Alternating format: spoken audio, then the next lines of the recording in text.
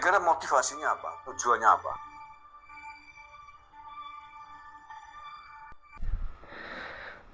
Assalamualaikum warahmatullahi wabarakatuh. Asyhadu an la ilaha illallah, asyhadu anna Muhammadan abduhu wa rasuluh. Selamat malam teman-teman semuanya. Semoga kita selalu dalam keadaan sehat, tak kurang satu apapun, dan selalu dalam lindungan Allah Subhanahu wa taala. Amin. Ceritanya ini barusan saya mau tidur, udah ngantuk. Iseng-iseng buka-buka berita ya.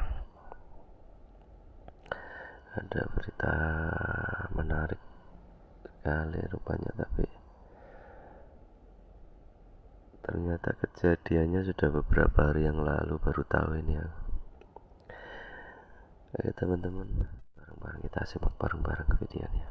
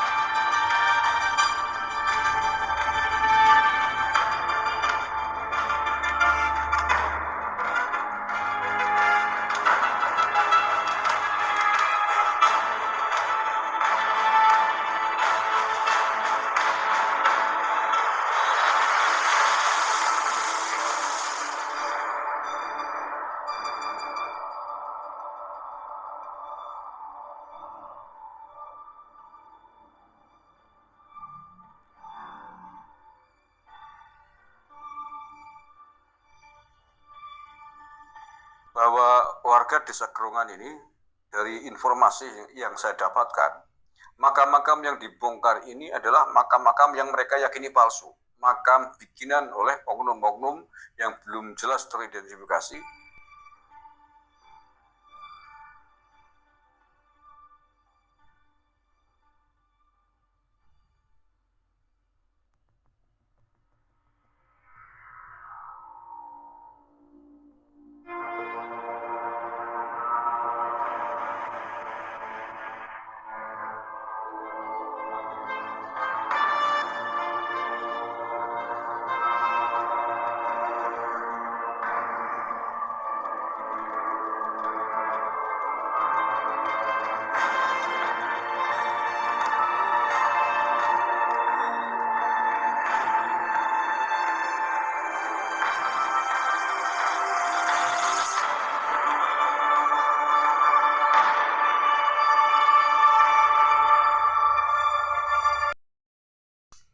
Yang lagi rame pembongkaran makam di Gerongan ya desanya ya.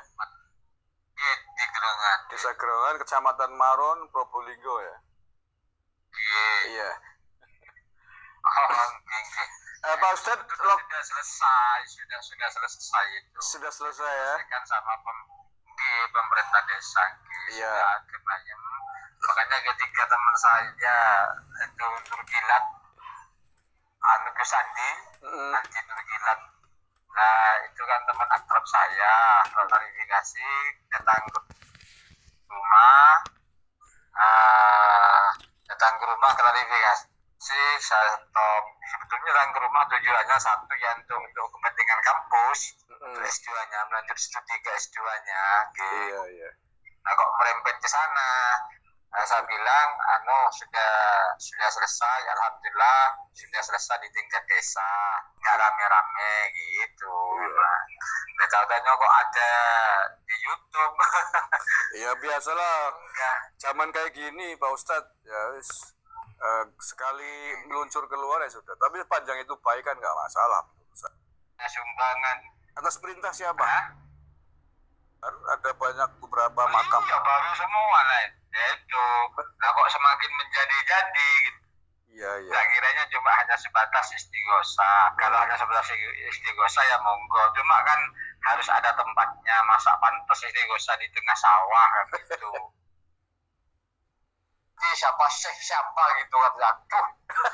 Sudah siap. Oh, pucuk itu Jadi apa gerubul ya kalau di umumnya gitu, dusun.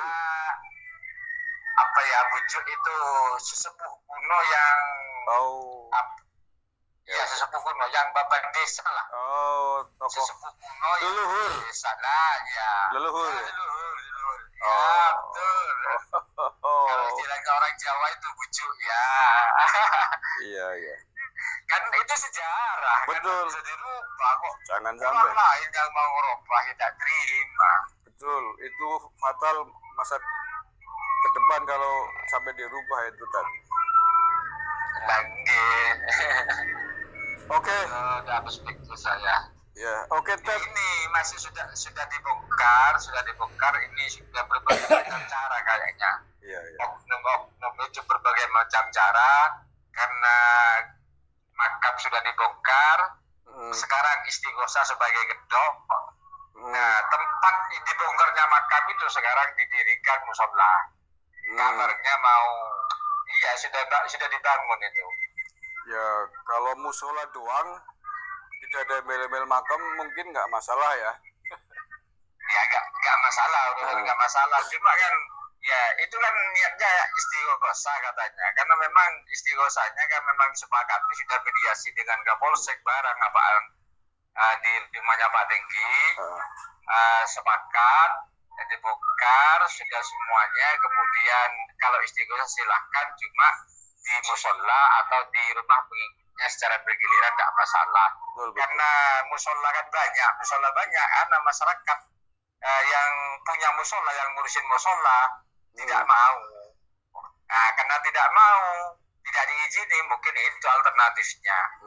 Oke. Bangun di makam-makaman itu. Oke, Ted. Baguslah.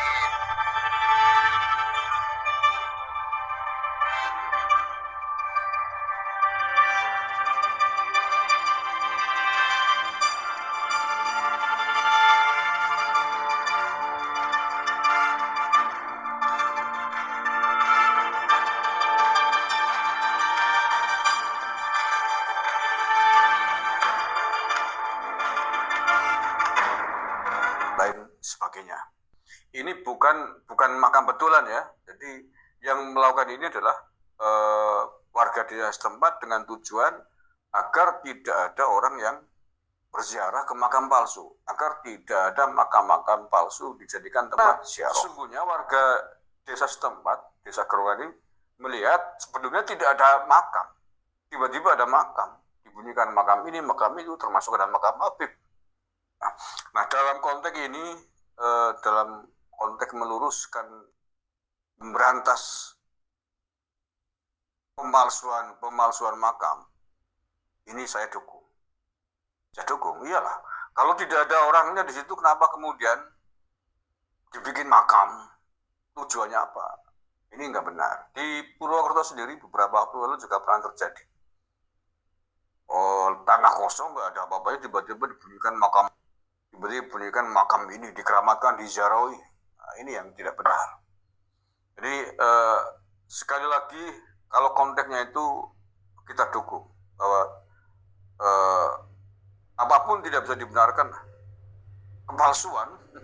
Pemalsuan apapun tidak boleh dibenarkan, termasuk pemalsuan makam.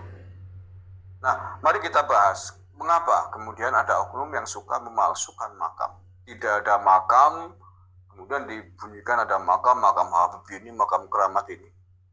Kira-kira motivasinya apa? Tujuannya apa? Ada banyak motivasi. Di antaranya adalah ekonomi. Nah, dengan kemudian di situ disebutkan makam Habib ini atau Syekh ini, keramat ini, kemudian diharapkan ada banyak orang yang berziarah mengunjungi makam itu. Nah, karena banyaknya orang yang berbondong-bondong melakukan ziarah, ingin mendapatkan barokah dari makam palsu ini, kemudian ada pihak yang mencoba mengkapitalisasi dengan menaruh kotak amal, kotak infak. Biasanya begitu. Nah, inilah target ekonominya itu. Nah, kalau kemudian makam atau makam orang yang dibunyikan sebagai penghuni makam itu dikatakan sebagai ulama besar, habib besar keramat, suatu saat bisa juga diholi di situ.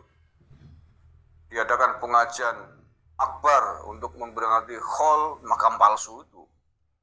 Nah, akan terjadi lagi penarikan dana kepada warga masyarakat sekitar. Itu jangka pendek ya.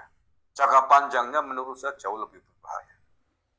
Jangka panjangnya ketika tidak ada yang berani memprotes, ketika warga desa setempat kemudian betul-betul percaya bahwa itu adalah makam Habib ini, kemudian pada kurun waktu berikutnya seorang Habib yang masih hidup akan menceritakan sebuah sejarah tentang peran Habib tersebut di desa itu atau di wilayah tersebut. Oknum-oknum yang tidak bertanggung jawab, oknum-oknum yang tidak pernah punya sejarah di wilayah tersebut di mana ada makom palsu akan meminta bagian, akan meminta balas budi dengan mengatasnamakan kepalsuan makom itu. Dikatakan sebagai makom neneknya, makom kakeknya, makom leluhurnya, dan lain sebagainya. Desa ini ada karena perjuangan leluhur kakek saya ini yang dikuburkan di sini padahal palsu. Tujuannya itu. Ini dampak jangka panjang yang sangat berbahaya bagi eksistensi sebuah wilayah. Nah, kita sekarang berpikir seandainya hal itu banyak dilakukan, masif di berbagai tempat, makom-makom palsu dari yang kecil sampai yang dibunyikan sangat besar. Sangat besar maksudnya adalah siapa yang ditulis di makom itu. Ini menjadi sangat berbahaya bagi keutuhan bangsa kita. Terima kasih. Mudah-mudahan ini dijadikan pelajaran bagi kita semua. Jangan mudah percaya ketika ada Habib atau siapapun yang mengatakan bahwa di situ ada makom Habib, ada makom wali dan lain sebagainya yang dinamai Habib. Yang paling tahu tentang apa siapa yang mestinya dimakamkan di situ, bukan orang lain. Walaupun mungkin dengan mengatasnamakan atau dengan argumen diberitakan dapat info dari mimpi, dari halul kasaf, dan lain sebagainya. Tidak bisa. Kita tidak boleh mempercayai seperti itu. Secara ukurannya adalah data dan fakta, referensi, bukan dari mimpi. Kalau untuk diri sendiri ya silakan, tapi bukan untuk kepentingan orang banyak. Anda mimpi didatangi ini itu ya silakan untuk Anda sendiri. Tapi kalau berkaitan dengan sejarah satu tempat, sejarah bangsa dan negara, acuannya adalah data dan fakta. Terima kasih. Assalamualaikum warahmatullahi wabarakatuh.